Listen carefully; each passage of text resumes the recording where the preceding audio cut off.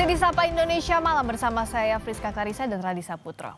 Lantaran terjerat utang dari judi online, seorang pria bersenjata tajam nekat merampok agen bank di Kecamatan Tebo Tengah, Kabupaten Tebo, Jambi.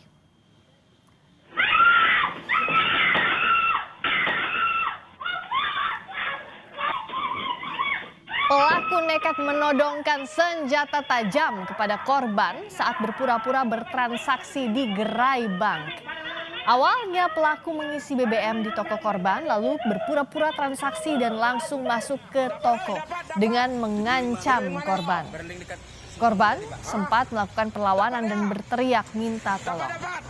Tak sampai setengah jam, anggota Polres Tebo menghentikan pelarian pelaku tepat di depan Mako Polres Tebo.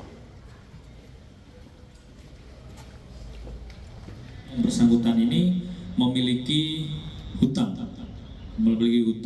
kemudian salah satunya digunakan untuk judi online.